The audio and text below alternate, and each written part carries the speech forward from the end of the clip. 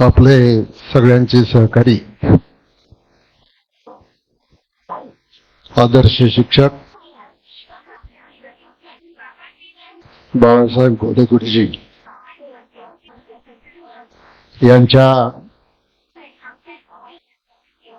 या सत्कार समारंभाच्या निमित्तानं उपस्थित असलेले आपल्या विभागाचे माजी खासदार आणि पुणे माढ्याचे अध्यक्ष माननीय शिवाजीराव अनिलराव पाटील, या तालुक्याचे शिल्पकार आणि अनेक वर्ष ज्यांनी राजकारणामध्ये समाजकारणामध्ये काम केलं ते माजी आमदार माननीय पोपटराव गावडे साहेब, या भागाचे आमच्या पक्षाचे नेते माननीय मानसिंगराव पाचुनकर, मोनिकाताई हरगुडे, दामोशेठ घोडे, अरुणाताई घोडे, सुनीताताई कड,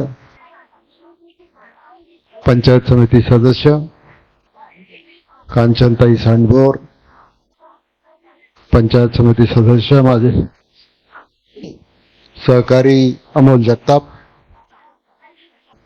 बाबाजी साबळे, सोपानराव भाकरे, आपल्या गावच्या सरपंच अश्विनीताई धुमाळ, विशाल धुमाळ, अच्युतजी धुमाळ, शहाजी अण्णा धुमाळ, माजी सरपंच समीर धुमाळ, अमोल धुमाळ, आप्पासाहेब धुमाळ, मोहन चोरे, प्रशांतजी चोरे, पिंपळगाव खालसा आणि परिसरातील सर्व ग्रामस्थ, पाहुणे मंडळी आणि आजचे आपले सत्कार मूर्ती राष्ट्रीय पुरस्कार विजेते माननीय बाळासाहेब घोडे गुरुजी, त्यांना आयुष्यभर साथ दिली तर त्यांच्या सौभाग्यवती मनीषाताई घोडे, सर्व उपस्थित बंधू आणि भगिनी,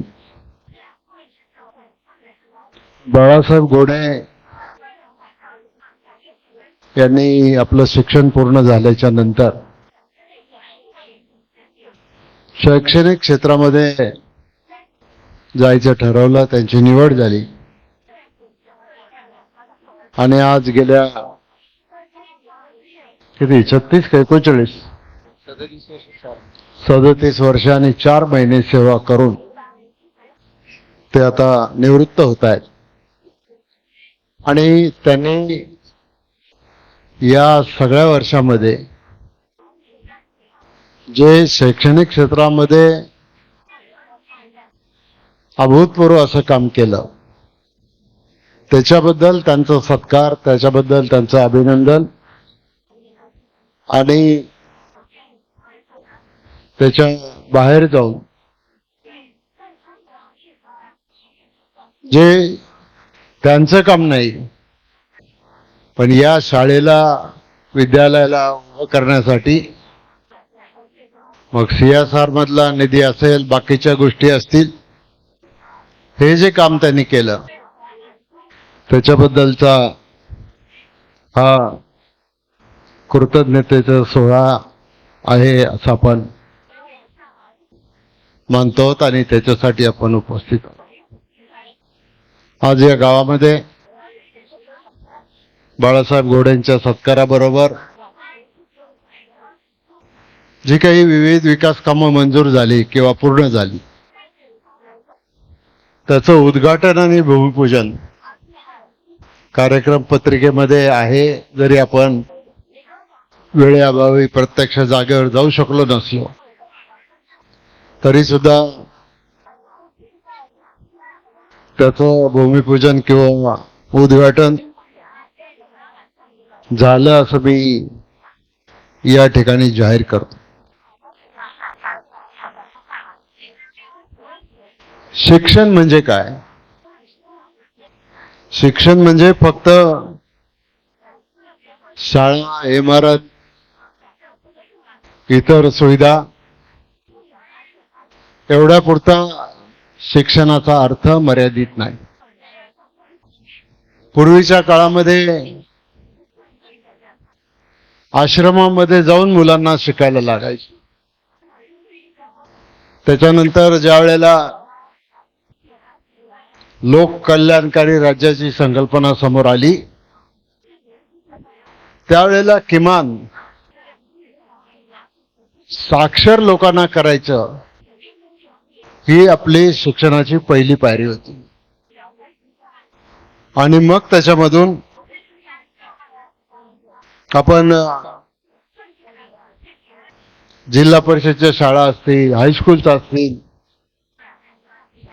तंत्र शिक्षणाचे, उच्च शिक्षणाचे वेगवेगळे विभाग असतील, या ठिकाणी आपण काम केलेलं आहे. पण माझं एक ऑब्झर्वेशन असं आहे की विद्यार्थी शाळेत जातात. आता खरं तर जिल्हा परिषदेच्या शाळेला काही तशी स्पर्धा परीक्षा नसते एसएससी बोर्डाची किंवा एचएससी बोर्डाची. पण बऱ्याच वेळेला एसएससी बोर्डामध्ये आणि हायर सेकंडरीच्या बोर्डामध्ये शाळांचा निकाल 100% लागतो.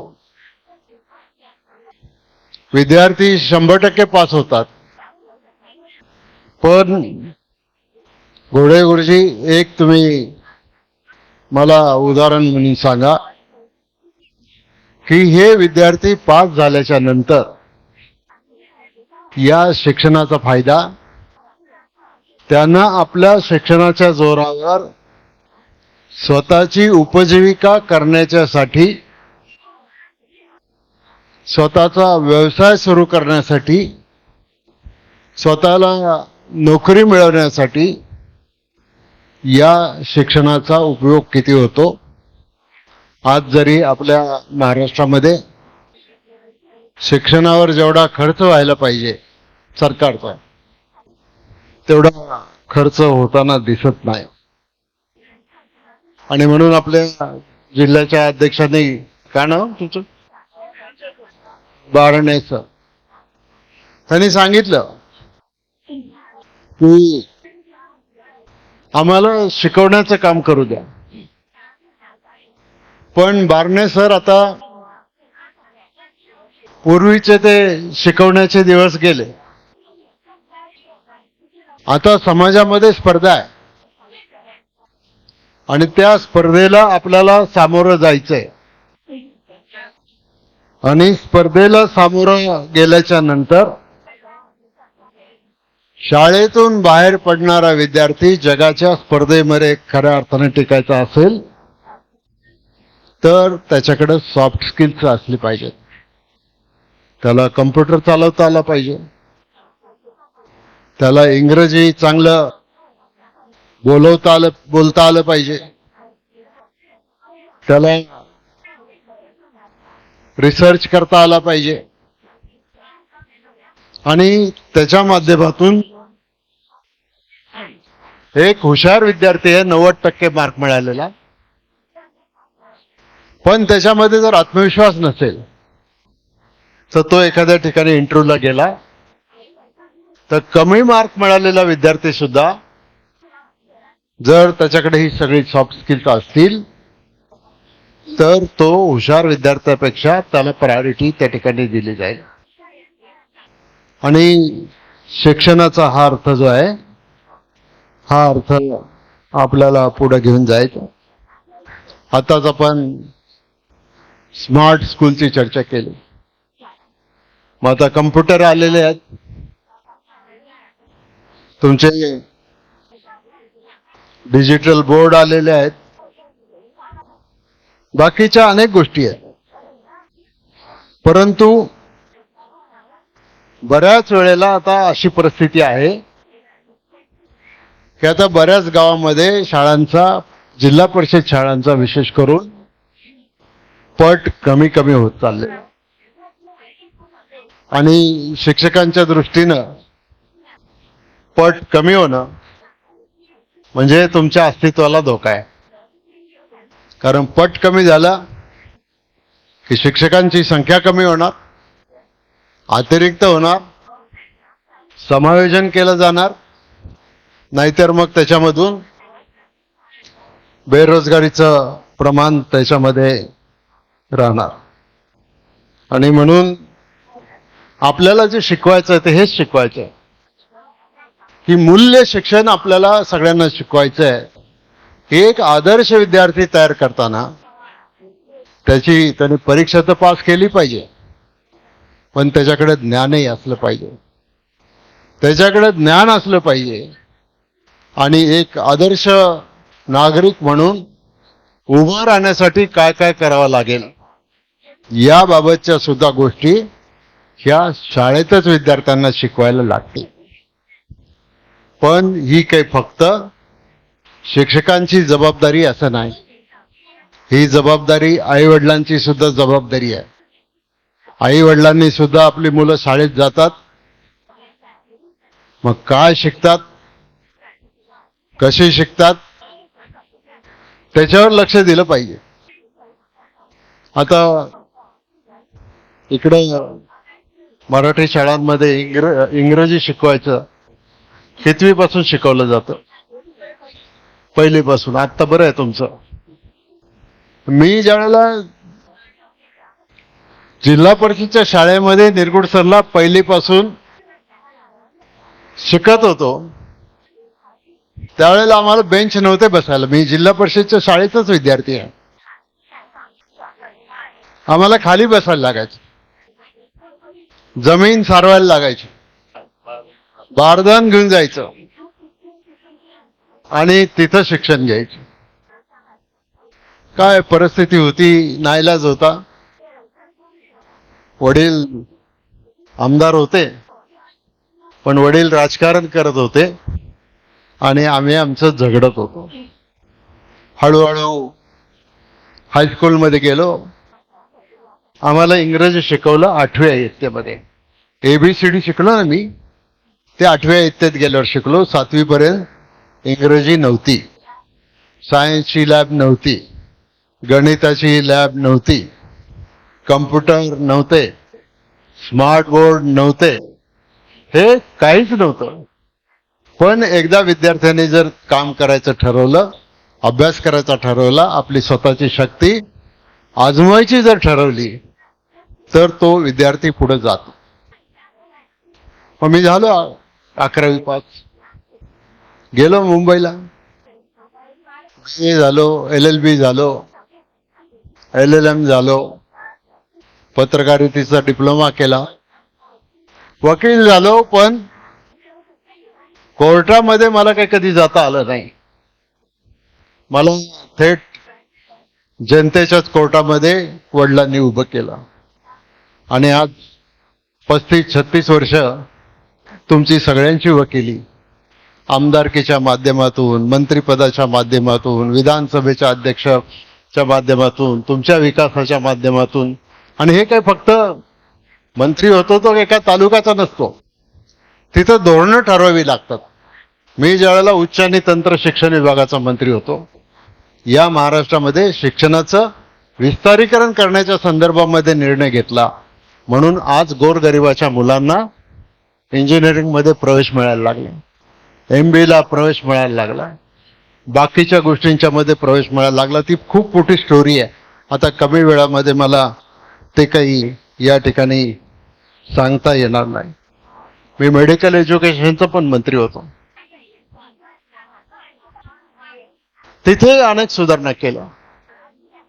मी वीज खात्याचा मंत्री होतो, मी इंजिनियर नव्हतो, पण 7-7, 8-8 IAS अधिकाऱ्यांना समोर घेऊन या राज्याचा विजेचा प्रश्न कसा सोडवायचा, लोड शेडिंग कसं कमी करायचं, ही भूमिका मला त्या ठिकाणी करावी लागली. मी ज्या वेळेला या राज्याचा 1 वर्ष अर्थमंत्री व्हायची पण वेळ आली मला, माझं गणित कच्चं होतं. मी 11वीला सोडून दिलं होतं आणि मी झालो काय, अर्थमंत्री झालो. त्याच्यानंतर मी विधानसभेचा अध्यक्ष झालो. विधानसभेच्या अध्यक्षाच्या नंतर मग पुन्हा 5 वर्ष आम्हाला विरोधी पक्षामध्ये बसायला लागलं आणि मग परत त्याच्यामध्ये आम्ही कामगार खात्याचा मंत्री झालो. मग कोरोनाच्या काळामध्ये काही राजकारण उलथपालथ झालं. मग मला गृह खात्याचा मंत्री व्हायला सांगितलं. मग मी गृहमंत्री झालो या महाराष्ट्राचा. आणि त्याच्यानंतर एक्साईजचा मंत्री झालो, सहकाराचा मंत्री झालो. पण या प्रत्येक क्षेत्रामध्ये या राज्याच्या दृष्टिकोनातून एक दिशा देण्याच्या दृष्टिकोनातून जे काही निर्णय घेतले गेले, मला सांगायचं काय, तर जिल्हा परिषदचा विद्यार्थी जर त्याच्यावर आपण योग्य संस्कार केले किंवा त्याच्यामधले असलेलं टॅलेंट शोधून आपण त्यांना जर विशेष लक्ष त्यांच्याकडे दिलं, तर गावचा सरपंच सुद्धा राज्याचा मुख्यमंत्री होतो.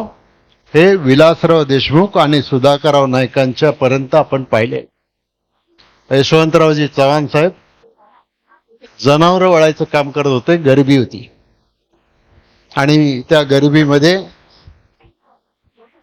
वडील नव्हते, आई अशिक्षित होती आणि ते झाले. मग देशाचे उपपंतप्रधान झाले, देशाचे अर्थमंत्री झाले, संरक्षण मंत्री झाले, परराष्ट्र व्यवहार खात्याचे मंत्री झाले. आणि म्हणून आपल्या या ज्या जिल्हा परिषदच्या शाळा आहेत, या शाळांमध्ये या भौतिक गोष्टींना महत्त्व दिलंच पाहिजे. पण शेवटी विद्यार्थ्यांचा पट कधी वाढेल, तर एखाद्या शाळेमध्ये गुणवत्ता असेल तर तो पट वाढेल. आज कोडे गुरुजी, तुम्हाला मनापासून मी तुमचं जाहीरपणानं अभिनंदन करतो की आज तुमच्या शाळेचा पट अतिशय चांगला आहे. आणि तुम्ही अरे टाळ्या तर नीट वाजवा त्यांच्यासाठी. आणि आपल्यासाठी एवढी वर्ष दिली, तुम्हाला टाळ्या वाजवायचा सुद्धा कंटाळा आला. मी तुम्हाला सांगतो ना, तू टाळ्या वाजवल्या ना तर ब्लड प्रेशर होत नाही. म्हणजे तुम्हाला वाटत असेल ब्लड प्रेशर काय होऊ नये. ते कीर्तनकार महाराज उगाच विठ्ठल विठ्ठल म्हणत टाळ्या वाजवायला नाही लावत तुम्हाला. कीर्तनकार महाराजांचा उद्देशच तो असतो की एक तर तुम्ही जागे आहे का बघायचा, मी बोलतोय तुम्ही ऐकताय, मन देऊन ऐकता की नाही, इथं ऐकलेलं काही तुमच्या मनात जातं की नाही, मनात गेल्यावर तुम्ही घरी घेऊन जाता की नाही. हे सगळे संस्काराचे जे भाग आहेत ना, तर हे सगळ्यात महत्वाचे आहे. पण कधी कधी गडबड होत. आता आमचे मानसिंगराव पाचुणकर, तुम्हीच सांगितलं की आम्ही जे मागितलं ते आम्हाला मिळालं. तुम्ही सांगितलं कोणाला? तुम्ही सांगितलं मानसिंगरावला, मानसिंगरावनी सांगितलं मला. आम्ही सगळी कामं केली आणि मग गुरुजींचा जसा सत्कार करायचा तसा मानसिंगरावचा सत्कार करायच्या ऐवजी तुम्ही दुसऱ्याचाच सत्कार करून बसले. आता याला काय म्हणायचं? कशी पद्धत? गावडे साहेबांनी एवढे वर्ष घालवले, शिवाजीरावांनी यांनी तर डोक्यावर पाटी घेऊन मुंबईमध्ये भाजीपाला विकलेला आहे. त्यांनी सुद्धा एका कम्प्युटरच्या कंपनीत शिपायाच्या नोकरीपासून तर काम सुरू केलेलं आहे. आणि आज लांडेवाडीची शाळा जाऊन बघा, तिथं ज्या प्रकारच्या सुविधा निर्माण केलेल्या आहेत, तर त्या सुविधा सुद्धा आपल्याला शिक्षण कुठल्या दिशेने घेऊन जायचं हे आपण पाहिलं पाहिजे. त्यामुळं शिक्षकांनी फक्त विद्यार्थ्यांनाच दुरुस्त करायचं काम केलं पाहिजे असं नाही, तर शिक्षकांनी सामान्य माणसाला सुद्धा शिकवायचं काम, समाज घडवण्याचं काम तुम्ही त्या ठिकाणी केलेलं आहे. तुम्हाला पुरस्कार मिळाले कारण तुमची कामगिरी चमकदार होती. आज तुमची दोन्ही मुलं इंजिनियर झालेली आहेत. त्यांनी तुम्हाला साथ दिलेली आहे आणि एक धोरण स्वीकारल्याच्यामुळं आज महाराष्ट्रामधल्या हजारो विद्यार्थ्यांना या सगळ्या गोष्टी आहेत. आता एक धोरणात्मक एक छोटाच निर्णय असतो बघा. एवढे वर्ष आपल्याकडे पोलीस डिपार्टमेंट आहे. पोलीस मध्ये भरती झालेला शिपाई हा रिटायर होताना फार वरच्या पदावर जात नव्हता. राज्याचा मी एकच वर्ष गृहमंत्री होतो.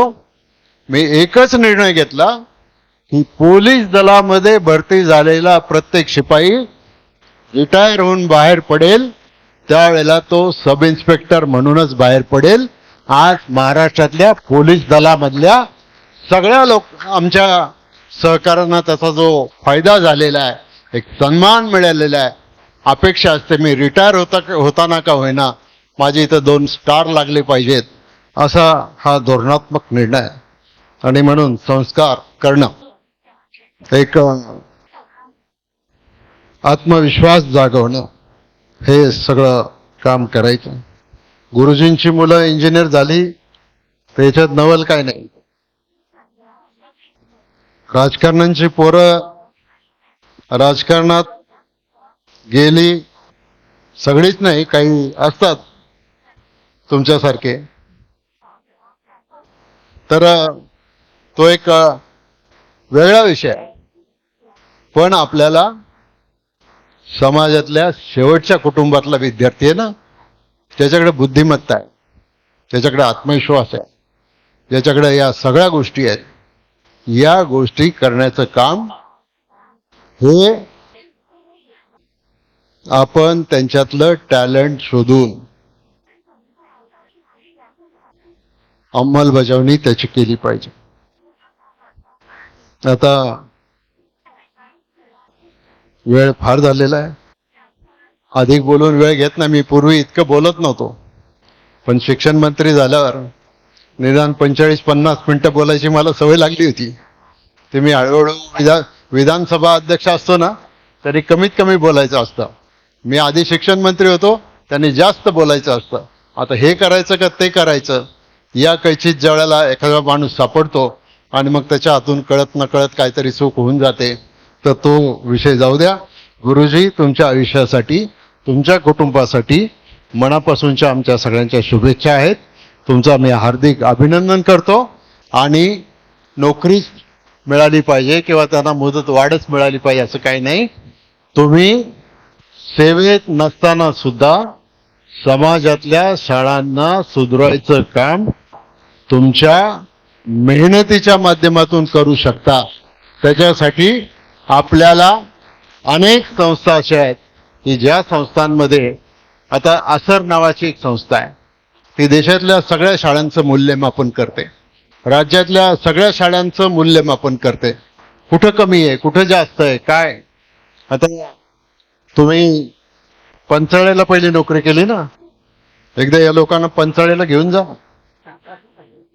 कुठं डोंगरात पंचाळे, पण तिथे राहतात आदिवासी लोक, तिथे आहेत शाळा, तिथे शिक्षक राहतात, तिथे डॉक्टर राहतात. पावसाळ्यात पाऊस पडला की 3-4 महिने पाऊस असतो. इतकी प्रतिकूल परिस्थिती, पण त्या प्रतिकूल परिस्थितीमध्ये आमचा आदिवासी बांधव हा त्या ठिकाणी संघर्ष करतो, उभा राहतो. आणि आज त्यांच्याही घरातली मुलं आणि मुली engineer, doctor, diploma holder, PhD, आणखीन काय काय व्हायला लागलेली आहेत. हे सगळं शिक्षणाचं महत्व आहे. आणि म्हणून हे शिक्षणाचं महत्व लक्षामध्ये आपण घेऊन पुढं चाललं पाहिजे आणि ते नक्की आपण घेऊन जाऊ. एवढंच मी आज या निमित्ताने तुम्हाला सांगतो. सगळ्यांना मनापासून धन्यवाद देतो. आणि आज आपली सगळ्यांची बऱ्याच दिवसांनी भेट झाली, त्याच्याबद्दल आभार मानून मी या ठिकाणी थांबतो. जय हिंद, जय महाराष्ट्र, जय हरी.